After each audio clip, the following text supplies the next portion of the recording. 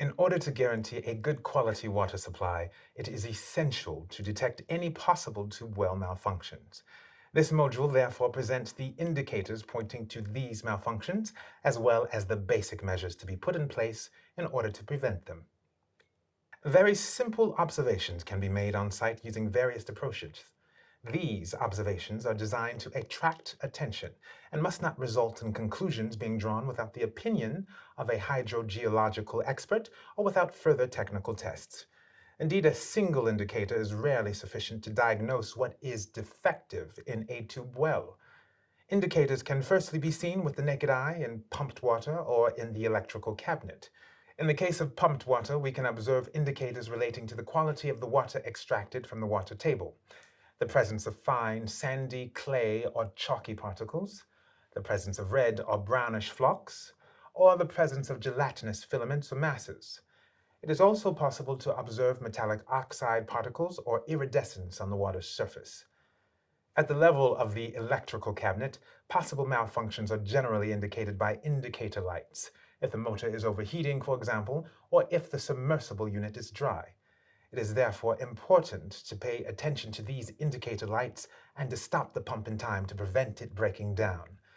It is also possible to identify malfunctions thanks to the real-time monitoring of hydraulic and electrical parameters such as pressure, flow, current, or voltage.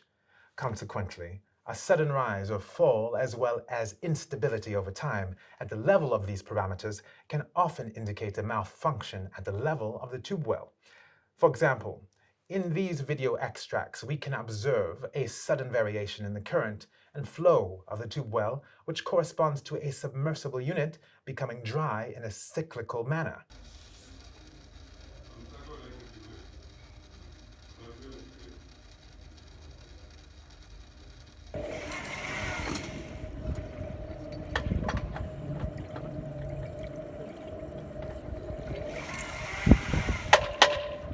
The depth of the pump is therefore insufficient to maintain a stable dynamic level above the submersible unit.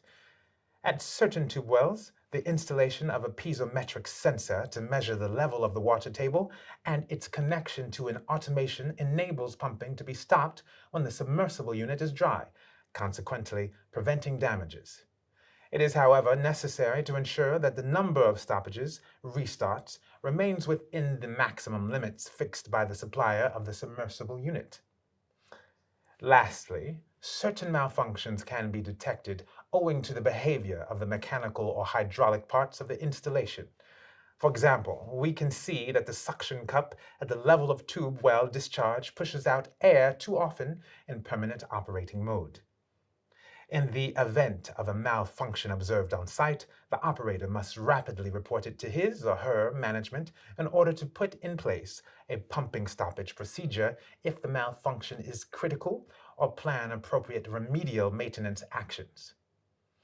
It is possible to prevent certain malfunctions thanks to adapted operation and maintenance actions at every tube well. Firstly, be careful not to overexploit the catchment in order not to degrade its capacity to renew the groundwater resource or to produce good quality water. Regular operational checks and monitoring must also be carried out at an adapted frequency in order to check the tube well flow, check the condition of the water table, namely the static and dynamic levels, carry out physiochemical and bacteriological checks in order to check water quality, particularly if the tube well is located in an urban setting, check the condition of the pumping system from a hydraulic and electromechanical viewpoint in order to check that all of the elements composing the tube well are operational.